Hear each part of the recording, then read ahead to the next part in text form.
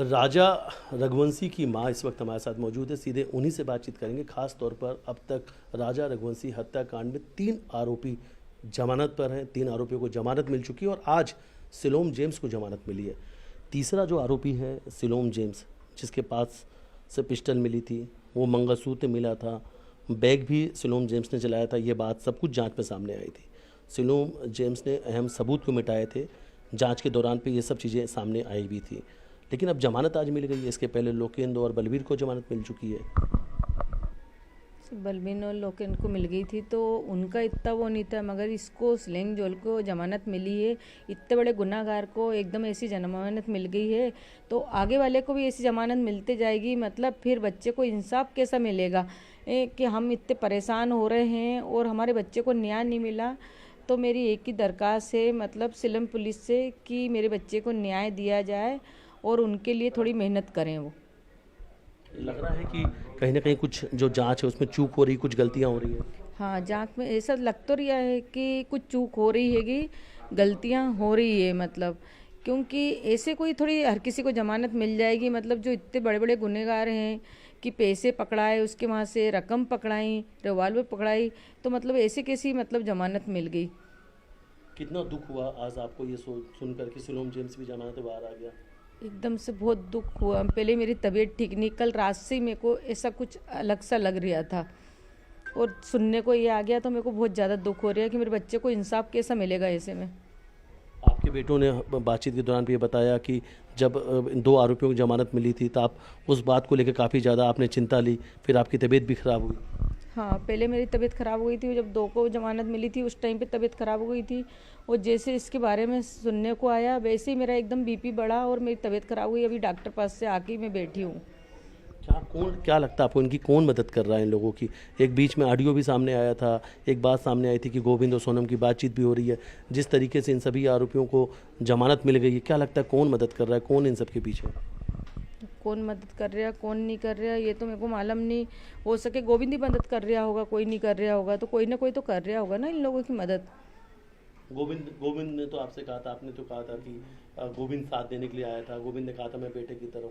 लग रहा है कि गोविंद का अब साथ मिल रहा है या गोविंद बदल सा गया है? गोविंद नहीं कर रहा, वो पार्टनर कर रहा होगा, कोई ना कोई तो मदद कर रहा है उनकी।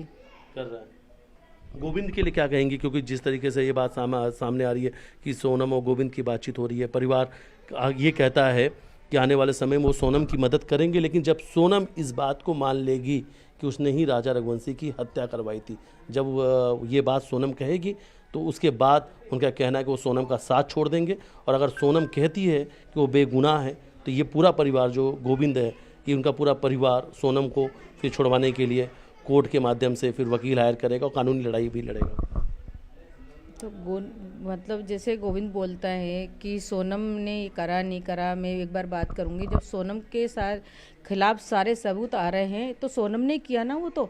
अगर सोनम नहीं करती तो इतने सारे सबूत मिलते क्यों उसके पीछे? किया तो सोनम ने किया वो पूरा, वो पांचों ही ने करा ना जो कुछ करा था वो तो। और इतने बड़े अपराधी को भी मतलब छोड़ा गया है। मेरे कहने का मतलब कि उनने 17 दिन उनके उसमें रखा है मतलब मकान में। उसको भी अभी मतलब सज़ा नहीं, मतलब सज़ा मिलना था उसको, इतने जल्दी छोड़ा नहीं जाता। तो उसकी कोई ने मदद करी जब भी वो छूटा है। माँ की चिंताएं कितनी बढ़ गई हैं जिस तरीके से इन सभी आरोपियों को जमानत मिलती जा रही एक के बाद एक? माँ की चिंता तो बढ़ी रही है। देखो बेचैनी सी हो रही मेरे को तो, मेरी तो चिंता ही बढ़ी जा रही है कि जब इन तीनों को मिल गई तो फिर आगे क्या होगा। मेरे को तो बस यही सोच सोच के आ रहा। क्या एक माँ अपने बेटे को न्याय दिलाने के लिए, कानूनी लड़ाई लड़ने के लिए खुद अब शिलांग जाएंगी, या कानूनी जो हमारा सुप्रीम कोर्ट है, हाई कोर्ट है, उसका दरवाज़ा आप लोग खटखटाएंगे, वो कानूनी लड़ाई लड़ेंगी आप?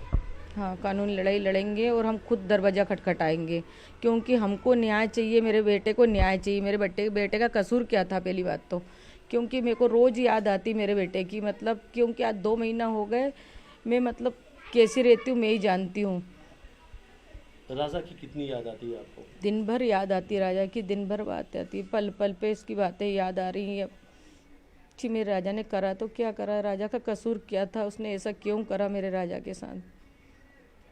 आपको लगता है कि जिस तरीके से ये जांच चल रही है, कहीं कहीं ना कहीं राज और सोनम को भी इसका फ़ायदा मिल सकता है? तो अगर गलतियां होंगी तो? गलतियां होगी तो मिल सकता है उनको।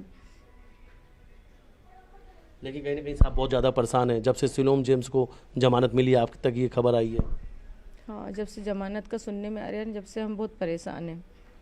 आज आप डॉक्टर के यहाँ भी गई थी, हाँ, डॉक्टर के यहाँ भी गई थी मैं। क्या हुआ था आपको?